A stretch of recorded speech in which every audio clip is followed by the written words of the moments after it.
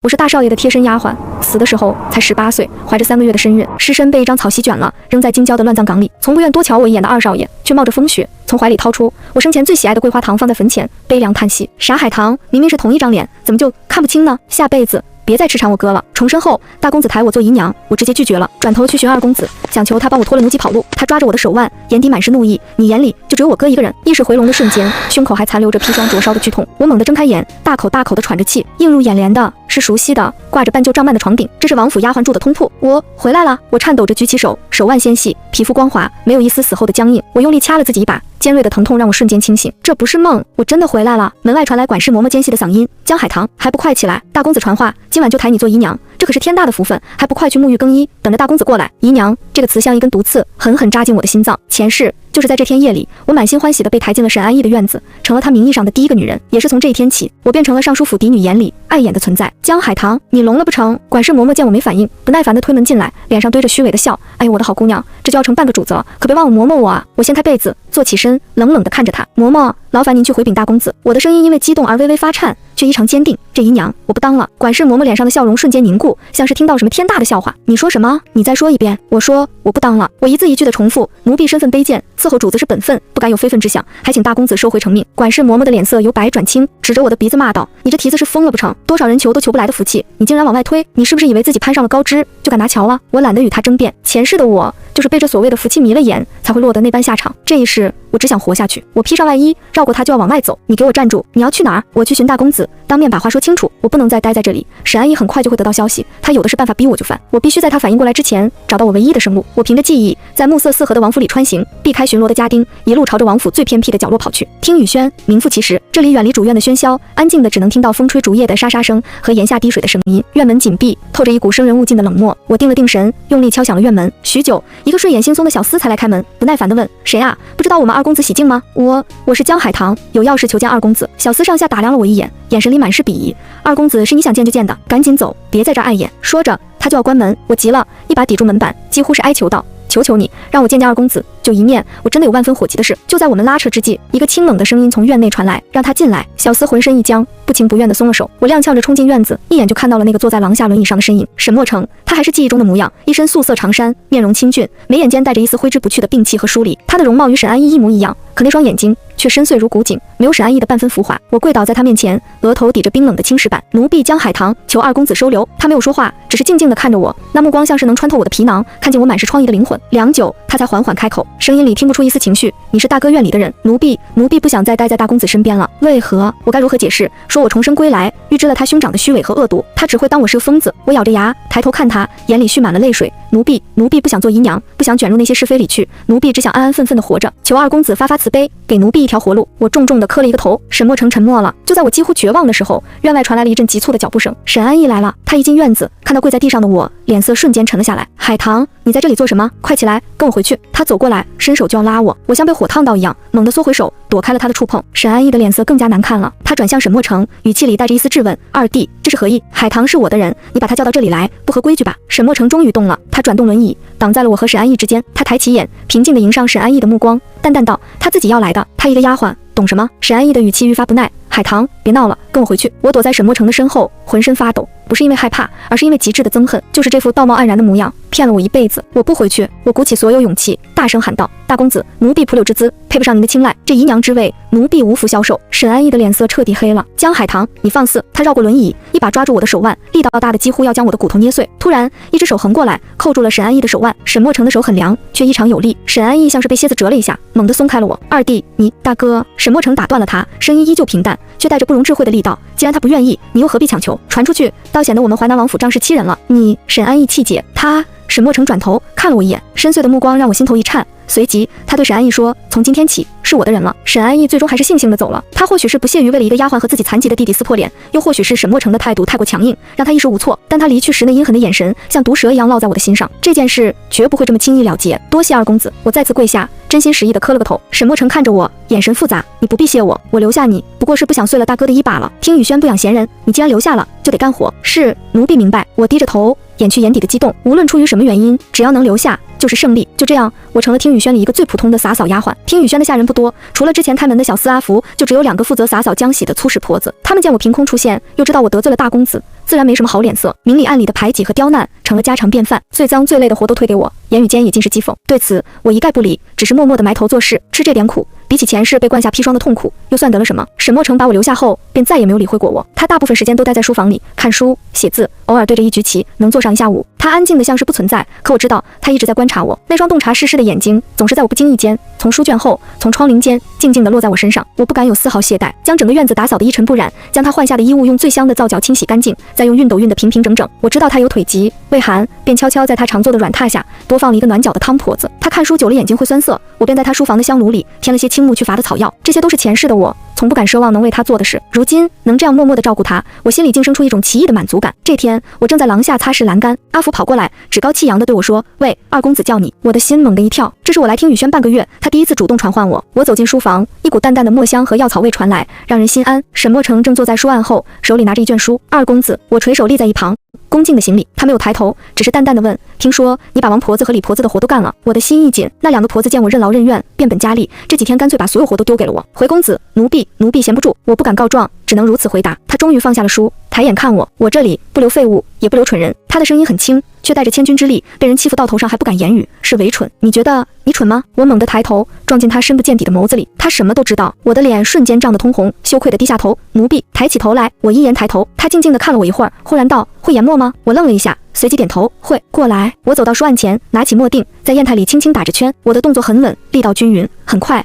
一池浓淡相宜的墨汁就研好了。前世为了讨好喜欢舞文弄墨的沈安逸，我曾下苦功练过，没想到如今却用在了这里。不错。他拿起笔，在纸上写了几个字，随即又放下了。你既是我听雨轩的人，便不能任人欺辱。他看着我，一字一句道：“从今日起，你便在我书房伺候笔墨吧。”我愣住了，从一个最低等的洒扫丫鬟，一跃成为公子的贴身侍女，这是何等的信任？怎么不愿意？他见我发呆，挑了挑眉：“愿意，奴婢愿意。”我回过神来，激动得几乎要落下泪来。谢二公子。阿福。他朝门外喊了一声，阿福立刻跑了进来。公子有何吩咐？告诉王婆子和李婆子，他们若是不想干了，就去账房结了月钱，自己走人。阿福惊得张大了嘴巴，看了看我，又看了看沈墨成，最终还是应了声是，飞也似的跑了出去。这是沈墨成在为我立威。从这天起，我在听雨轩的日子才算真正安稳了下来，而我也终于有机会能离他更近一些了。我格外珍惜这个机会，每日尽心尽力，不敢有丝毫差池。沈墨成话不多，大多数时候我们都只是沉默的一个看书写字，一个添茶研墨，但就在这静谧的时光里，我却觉得无比心安。我发现他并不是表面上看起来那么不问世事，他看的书除了经史子集，还有许多兵法、律法、农桑水利之类的书籍。他每日都会写很多东西，写完后便付之一炬，从不留底。我隐隐觉得他那双残疾的腿和这方小小的听雨轩困住的不是一个废人，而是一条伺机而动的潜龙。这个认知让我更加坚定了要抱紧他大腿的决心。安稳的日子没过多久，麻烦就主动找上门了。这天我正在院里晾晒沈墨成的书稿，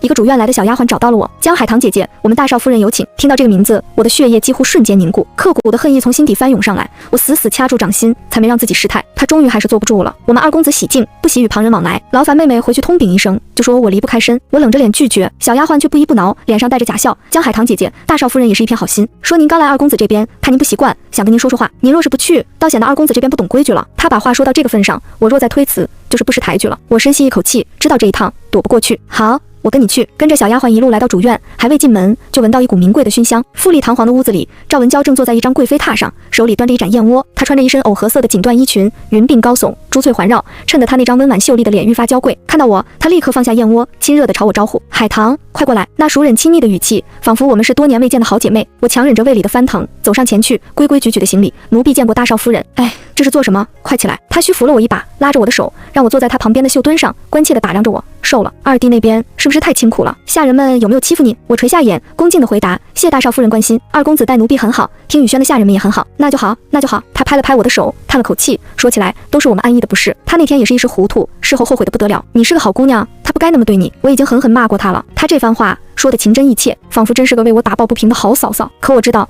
这朵美丽的白莲花下藏着最毒的蛇蝎之心。大少夫人言重了，此事错在奴婢，是奴婢痴心妄妄，不该有非分之想。大公子没有怪罪奴婢，已经是天大的恩德了。我摆出一副惶恐又卑微的模样。赵文娇眼底闪过一丝满意，随即又道：“话虽如此，可你毕竟是安逸的第一个人，如今却去了二弟那边伺候，这传出去总归不好听。这才是他今天找我来的真正目的。”大少夫人，我立刻从绣墩上滑下来，跪在他面前，一脸惶恐。奴婢知道自己身份卑贱，能去听雨轩伺候二公子，已经是天大的福分，绝不敢再有别的念想。奴婢对二公子只有主仆之情，绝无半点男女之私。我故意把话说得很大声，生怕外面的人听不见。赵文娇要的无非就是这个。他怕我和沈墨成有什么，更怕沈安逸对我旧情难忘。今天这一出既是试探，也是警告。你这孩子这是做什么？快起来！他果然很满意我的反应，亲自将我扶起来，又拉着我的手，从手腕上推下一个成色极好的金镯子，套在了我的手上。这是我给你的见面礼，以后若是在听雨轩受了什么委屈，只管来找我，我替你做主。我看着手腕上沉甸甸的金镯子，只觉得像是套上一条毒蛇，奴婢不敢当，这太贵重了。我连忙要摘下来，拿着。赵文娇按住我的手，笑容温婉，就当是我替安逸给你赔个不是了。话说到这份上，我再推辞就是不给他面子了。谢大少夫人赏，我只能收下。从主院出来，我只觉得浑身发冷，和赵文娇这样的毒蛇打交道，每分每秒都是煎熬。回到听雨轩，我立刻走进自己的小屋，将那只金镯子取下来，用布包好，塞到了箱子最底层。这东西我嫌脏。傍晚，我在书房伺候沈墨成看书，他忽然放下书卷，目光落在了我的手腕上，那里因为戴过镯子，留下了一圈淡淡的红痕。去过主院了？他问。我的心猛地一沉。是。他与你说了什么？我不敢隐瞒，一五一十地将我与赵文娇的对话复述了一遍，连同那个金镯子也拿出来放在了书案上。沈墨成拿起那个镯子，在指尖把玩着，嘴角勾起一抹若有似无的冷笑，倒是个好东西，奴婢不敢收。他放下镯子，抬眼看我，眸色深沉。你怕他？我迎着他的目光摇了摇头。奴婢不怕他，我只是恨他，恨不得食其肉，寝其皮。那你怕什么？他追问。我沉默了。我怕什么？我怕重蹈覆辙，怕再一次失去活下去的机会，更怕连累了他。见我不语，沈墨成也没有再问，他只是淡淡的说了一句：收起来吧。他给的，你拿着便是。以后他再找你，不必理会。可是我说不必便不必，他的语气不重，却带着一股让人信服的力量。是。我将镯子收好，心里却涌起一股暖流。他这是在为我撑腰吗？自那日赵文娇召见我之后，一连几天都风平浪静，我以为这件事就这么过去了，却没想到更大的麻烦还在后头。这天午后，沈墨成在书房小憩，我便悄悄退出来，打算去院子里把前几日积攒的旧书拿出来晒一晒，免得发霉。听雨轩偏僻，平日里鲜少有人来。我刚把书搬到石桌上，一个身影便从门外走了进来。沈安逸换了一身月白色的锦袍，身姿挺拔，面如冠玉，依旧是那副翩翩公子的模样。可在我眼里，这副皮囊下包裹的是最肮脏腐臭的灵魂。我下意识地后退一步，警惕地看着他。大公子怎么来了？沈安逸的脸上带着我熟悉的温柔的笑容，那笑容曾让我痴迷了整整一辈子。海棠，我来看看你。他朝我走近，目光在我身上流连。你瘦了，在二弟这里过得不好吗？劳大公子挂心，奴婢过得很好。我垂下眼，不想看他那张虚伪的脸。过得好？他轻笑一声，语气里带着一丝怜悯。海棠，你何苦跟我置气？我知道你心里是有我的。那天是我不好，我不该逼你。你若是不想做姨娘，我们就不做。你先回来，回到我身边，好不好？他朝我伸出手，想像以前一样来拉我的手。我猛地躲开，像是躲避瘟疫。大公子请自重，奴婢现在是二公子的人。听见这话，沈安逸的笑容冷了下来。他一步步逼近我，将我堵在石桌和他的身体之间。他一个残废，能给你什么？海棠，你别傻了，只有我才能给你想要的。你忘了我们以前？我没忘。我打断他，抬起头，死死地瞪着他，眼里的恨意几乎要喷薄而出。我没忘大公子是怎么答应我的，也没忘大少夫人是怎么照顾我的。大公子，过去的事就让它过去吧，我们两清了。沈安逸被我眼中的恨意惊住了，他或许从未想过，那个对他百依百顺、逆来顺受的江海棠会用这样的眼神看他。他愣了片刻，随即恼羞成怒，一把抓住我的肩膀。两清？江海棠，你是我的人，这辈子都是。你以为你躲到二弟这里就能摆脱我了吗？我告诉你，不可能。他的力气很大，捏得我生疼。我挣扎着，却无济于事。就在我绝望之际，一个冰冷的声音自身后响起：放开他！我回头，只见沈墨成不知何时已经醒了，正摇着轮椅停在书房门口。他的脸色比平日里更加苍白，眼神却像淬了冰的利刃，直直地射向沈安逸。沈安逸看到他，非但没有松手，反而将我抓得更紧了，脸上露出一丝挑衅的笑。二弟，你醒了？我不过是和我的丫鬟说几句话，你应该不会介意吧？你的丫鬟？沈墨成缓缓转动轮椅，来到我们面前，他的目光扫过沈安逸抓着我肩膀的手，眼神更冷了。大哥，我记得我跟你说过，他现在是我听雨轩的人，听雨轩的人也是我淮南王府的人。我作为世子，教训一个不听话的丫鬟，难道还不行吗？沈安逸摆明了是在耍横。不行。沈墨成的回答简单却坚定。他抬起眼迎上沈安逸的目光，那张一模一样的脸上露出的却是截然不同的气势。沈安逸是浮于表面的张扬，而沈墨成是敛于内里的锋芒。大哥，沈墨成的声音很平静，我再说一遍，放开他。空气仿佛凝固了，兄弟二人四目相对，无声的硝烟在他们之间弥漫。最终还是沈安逸先败下阵来。他大概是觉得为了一个丫鬟和一个废人计较，有失身份。他狠狠地瞪了我一眼，甩开了手，力道之大，让我踉跄着撞在了石桌上。好得很。沈安逸整理了一下自己的衣襟，冷笑道：二弟，看来是我小瞧你了，为了一个丫鬟，竟然连兄长都不放在眼里了。我倒要看看你能护她到几时。说完，他拂袖而去。院子里又恢复了寂静。我捂着被撞疼的腰，惊魂未定。沈墨成来到我身边，看着我，眉头微蹙。他伤到你了？我摇了摇头，眼眶却忍不住红了。不是疼，是委屈、后怕，也是一丝得救后的感动。对不起，给二公子惹麻烦了。他沉默了片刻，忽然伸出手，用他那微凉的指尖轻轻拭去了我眼角的一滴泪。他的动作很轻很柔，像一片羽毛拂过我的心间，我整个人都僵住了。在我这里不必说对不起。他收回手，淡淡道：只要你别再想着他就好。自那日沈安逸闯入听雨轩后，他便再也没有来过。赵文娇那边也像是偃旗息鼓了一般，再没派人来传唤过我。但我知道这只是暴风雨前的宁静，他们不会轻易放过我。只是在等待一个更合适的时机。转眼就到了年关，王府上下张灯结彩，一派喜气洋洋。按照惯例，除夕夜王府要设家宴，所有主子，包括各院有头有脸的下人都要出席。沈墨成往年都是称病不去的，但今年他却破天荒地对我说：“江海棠替我更衣。”我有些惊讶，但还是一言照做。我为他选了一件墨蓝色的锦袍，领口和袖口用银线绣着祥云暗纹，衬得他本就清俊的面容更添了几分贵气。我推着他的轮椅走出听雨轩的时候，心里有一种说不出的感觉，仿佛我正推着我的王走出他的孤城，去巡视他的疆土。年宴设在王府最大的花厅里，灯火通明，人声鼎沸。我们的出现让原本热闹的气氛有了一瞬间的凝滞，所有人的目光都投了过来，有惊讶同情，有鄙夷，也有不加掩饰的敌意。那敌意来自上位的沈安逸和赵文娇。王爷和王妃坐在主位上，看到沈墨成，也只是淡淡地点了点头，说了句来了就坐吧，便不再理会。沈墨成仿佛没有看到那些各色的目光，神色自若的由我推着，在最末席的位置坐下。宴会开始，歌舞升平，觥筹交错。我站在沈墨成身后，垂着眼，将自己当成一个隐形人。可我知道，赵文娇的目光像淬了毒的针，时不时地落在我身上。就在宴会进行到一半时，赵文娇身边的一个大丫鬟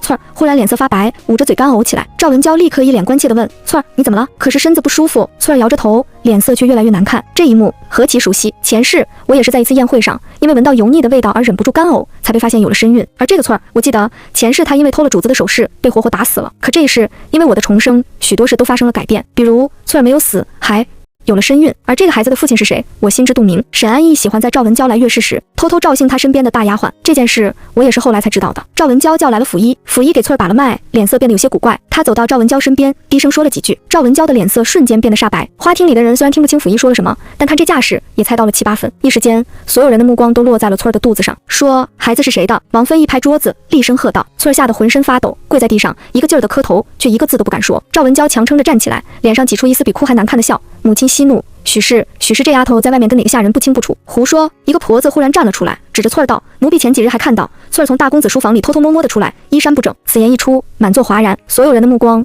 都齐刷刷地转向沈安逸。沈安逸的脸瞬间涨成了猪肝色。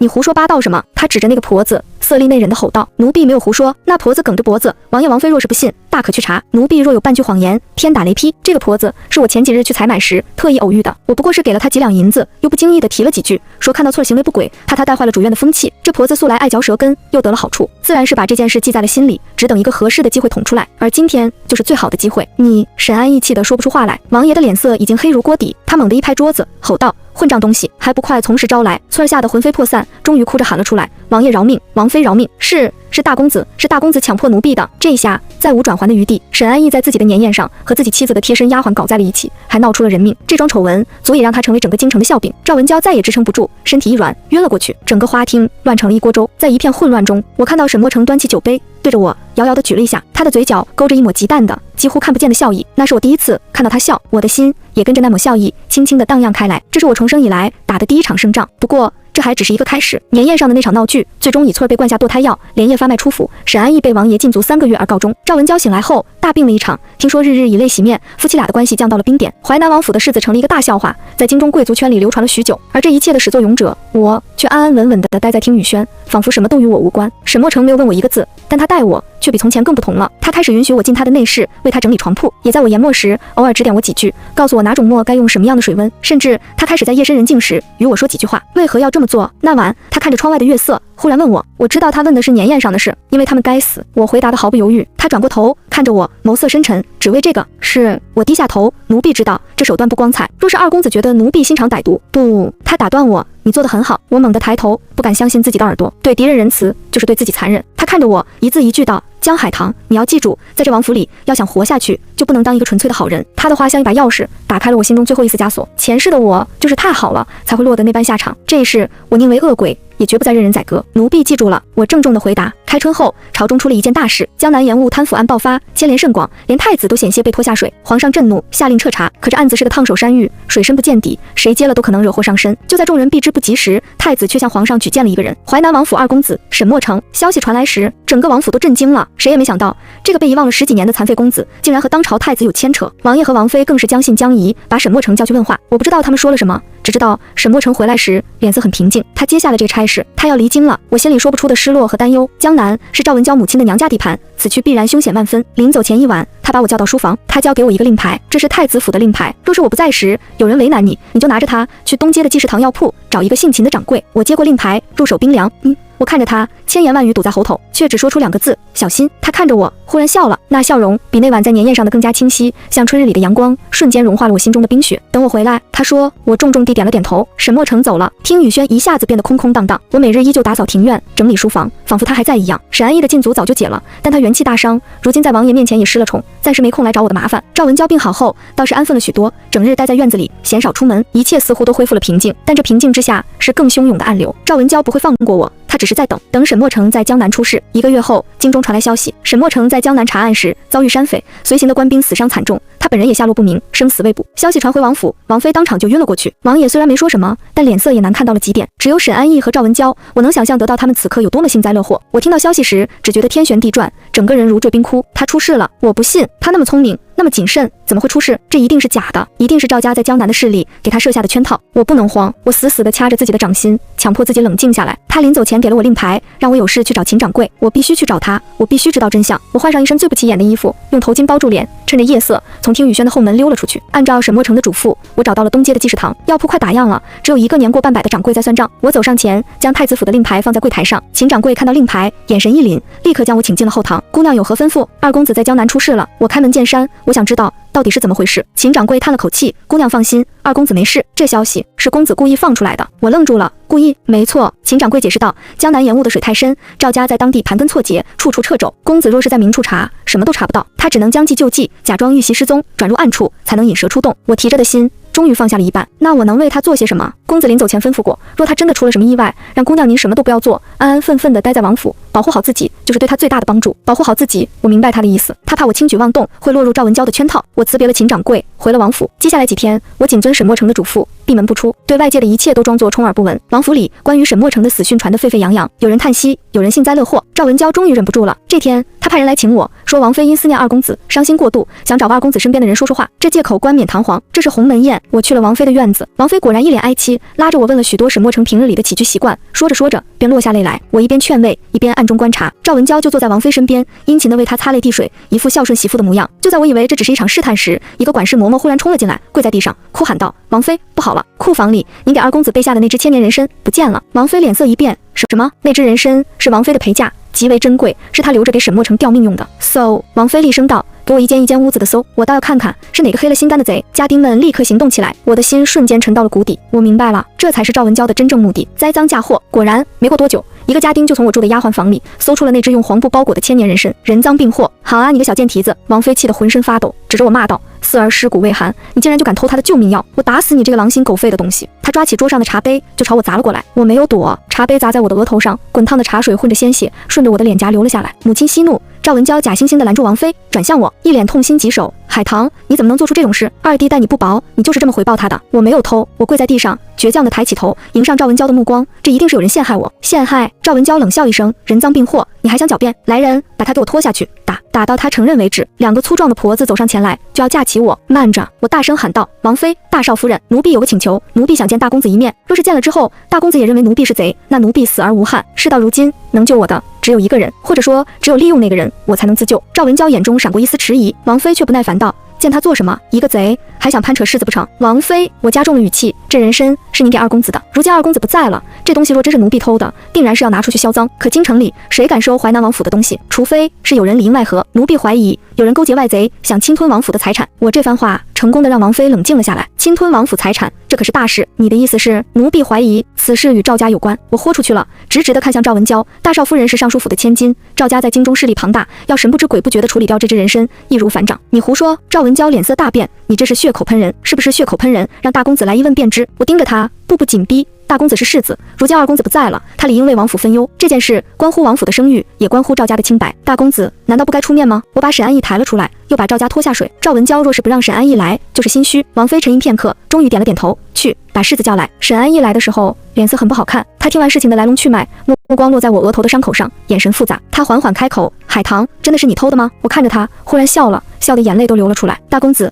你觉得是我吗？我反问他，我用一种他从未见过的悲悲凉又嘲讽的眼神看着他。在你心里，我江海棠究竟是个什么样的人？是为了荣华富贵可以出卖一切，还是为了活命可以不择手段的人？大公子，我一字一句清晰地说道：你若信我，今日我便能活；你若不信我，我江海棠宁可以死明志，也绝不蒙受这不白之冤。我的话像一记重锤，狠狠地敲在沈安逸的心上。他看着我满脸的血和泪，看着我眼中的决绝的死志。他或许想起了我们曾经的温存，或许是良心发现，又或许是我的话刺中了他内心深处对赵家的忌惮。赵家功高盖主，是他父亲的心病，也是他这个世子未来路上的绊脚石。他沉默了许久，久到赵文娇的脸色越来越白。最终他开口了：我相信不是你。他转向王妃，母亲，此事必有蹊跷。海棠是二弟的人，他没有理由这么做。依我看，定是府里出了内贼，想栽赃陷害，挑拨离间，此事必须彻查。他的话一锤定音，我得救了。我看着赵文娇那张因震惊和愤怒而扭曲的脸，在心里冷笑。赵文娇，你没想到吧？你用来对付我的棋子，有一天也会反过来成为救我的刀。你和沈安逸之间那点可悲的信任，在真正的利益面前根本不堪一击。这就是我送给你的第二份大礼。人参失窃案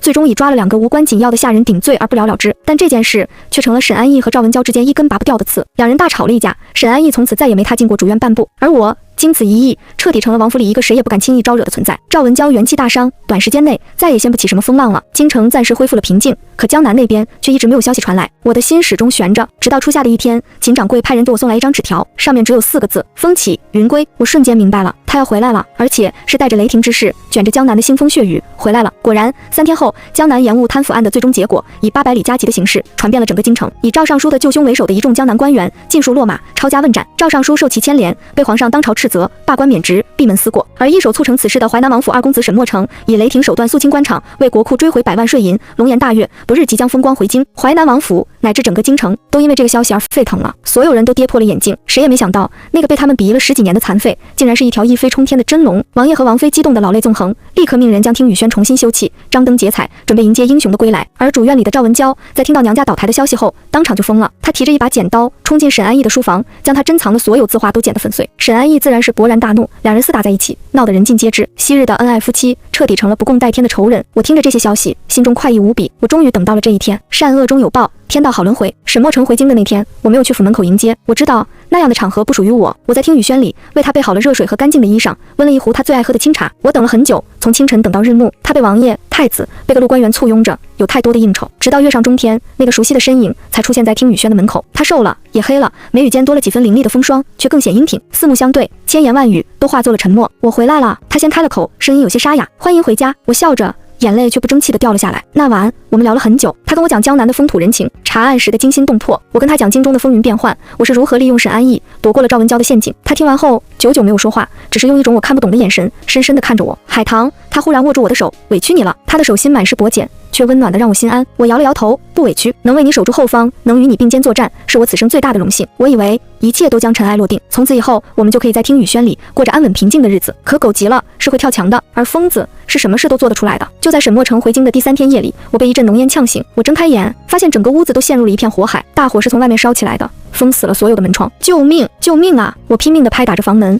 却无人应答。火舌舔舐着门板，热浪灼烧着我的皮肤，浓烟让我无法呼吸，我的意识渐渐开始模糊。就在我以为自己又要死一次的时候，我透过窗户的缝隙看到了院子里那个疯狂的身影。赵文娇披头散发，穿着一身红衣，在火光中笑得癫狂。江海棠，你这个贱人，我要你死，我要你们都去死！他疯了，他竟然在听雨轩放火！来人啊！救火！救火啊！外面终于传来了呼喊声和混乱的脚步声。可火势太大了，远水救不了近火，我的力气一点点被抽干。就在我即将陷入黑暗的前一刻，一声巨响，房门被人从外面狠狠踹开，一个身影逆着火光冲了进来。沈墨成没有坐轮椅，而是一瘸一拐的用那双残疾的腿冲到了我的面前。他脱下外袍，将我紧紧裹住，抱在怀里。别怕，我带你出去。他的声音在噼啪作响的火焰中清晰地传到我的耳朵里，像是天籁。我靠在他怀里，贪婪地呼吸着他身上清冽的气息。就在他抱着我冲出房门的一瞬间，头顶的房梁带着熊熊的火焰轰然倒塌。我只听到他一声闷哼，他用他的后背为我挡住了那致命的一击。我们都得救了，而他却为了救我，被生生压在了燃烧的房梁之下。那场大火最终被扑灭了，听雨轩被烧成了一片废墟。放火的赵文娇被当场抓住，打入了王府的地牢。而我除了受了些惊吓，吸入了些浓烟，毫发无伤。沈墨成却伤得很重，他本就有腿疾，被那根燃烧的房梁砸中，双腿的骨头被彻底压碎了。太医说神仙难救，这辈子他恐怕都再也站不起来了。我守在他的床边，3天3夜，寸步未离。他一直昏迷着，高烧不退，嘴里不停地喊着我的名字，海棠，海棠。我握着他滚烫的手，一遍遍地回应他，我在这里，我在这里。眼泪早已流干。我恨赵文娇，更恨我自己。如果不是为了救我，他不会变成这样。他本本该是翱翔9天的龙，如今却被我这个累赘折断了翅膀。王爷和王妃也来看过他，看着躺在床上人事不省的儿子，王妃哭得肝肠寸断。王爷沉默了许久，最终只对我说了一句话：好好照顾他。那眼神里没有责备，只有一种沉重的托付。或许在那场大火里，他也终于看清了谁才是真正值得他儿子用命去守护的人。沈墨城在昏迷了3天后终于醒了，他睁开眼看到我，第一句话就是你没事吧？我的眼泪瞬间又涌了出来。都什么时候了，他关心的还是我。我摇着头泣不成声。他想抬手为我擦泪，却发现自己动弹不得。他低头看着自己那双被包裹得像粽子一样的腿，沉默了许久，他才自嘲地笑了一下。这下是真的成了个废人了。不，我握紧他的手，定定地看着他。在我心里，你永远是顶天立地的英雄。他看着我，眼眶也红了。大火的真相很快就查清了，赵文娇在牢里彻底疯了，把所有事都招了，包括前世他是如何和沈安逸一起设计害死我的。原来那碗砒霜本是赵文娇为自己准备的，想用假孕流产的戏码来陷害王府里别的妾室，却被沈安逸借来用在了我的身上。他们才是一丘之貉，天生一对的毒蛇。听完下人的回禀，王爷勃然大怒，他怎么也没想到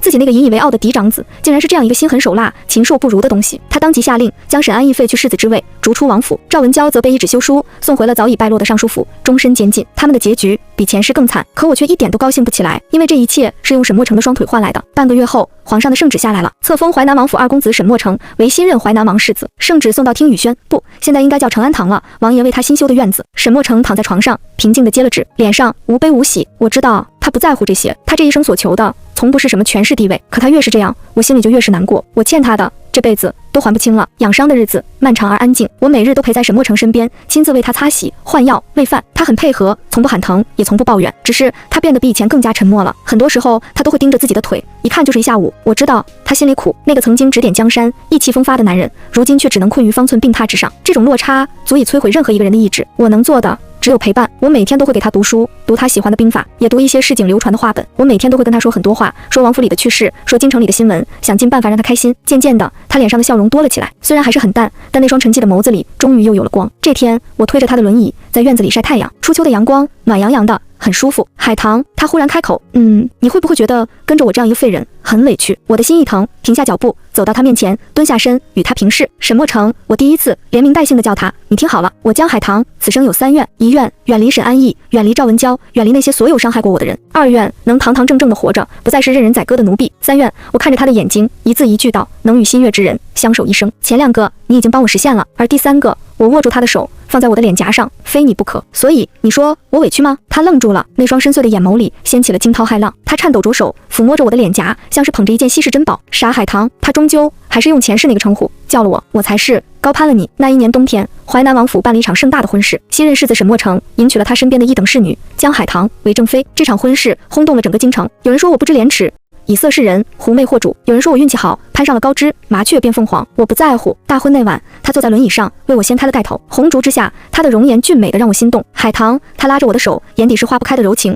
以后我可能无法陪你走遍万水千山了。我摇摇头，笑着靠在他的膝上。没关系，有你的地方便是我的全世界。后来沈墨城承袭了淮南王的爵位，他虽然再也无法站立，却凭借他过人的智慧和谋略，成了朝堂之上连皇上都要倚重3分的人物。而我作为他的王妃，陪在他身边，为他打理王府，为他生儿育女。我们相濡以沫，携手走过了一生。转眼间，沈墨城的头发白了，我的脸上也爬满了皱纹。他走的那天是一个很晴朗的午后，他躺在床上，拉着我的手，眼神温柔。海棠，他笑着说，这辈子辛苦你了。我的眼泪掉了下来，不辛苦。我摇摇头，能嫁给你是我这辈子最大的福气。下辈子，他喘息着，声音越来越弱，下辈子换我来找你，我一定长一双好腿，走到你面前，然后把你宠成这世上最幸福的女人。他的声音消失了，握着我的手也慢慢的松开了。我趴在他的床前，哭得肝肠寸断。沈墨城走后，我一个人又活了10年。在我80岁那年，我做了一个很长很长的梦，梦里我又回到了16岁那年，我还是那个淮南王府的小丫鬟。那天我在花园里不小心撞倒了一个人，我抬头看到一个穿着白衣的少年，鲜衣怒马，俊朗不凡。他朝我伸出手，笑得眉眼弯弯。姑娘，你没事吧？我看着他，忽然就笑了。我知道这一次我不会再认错了。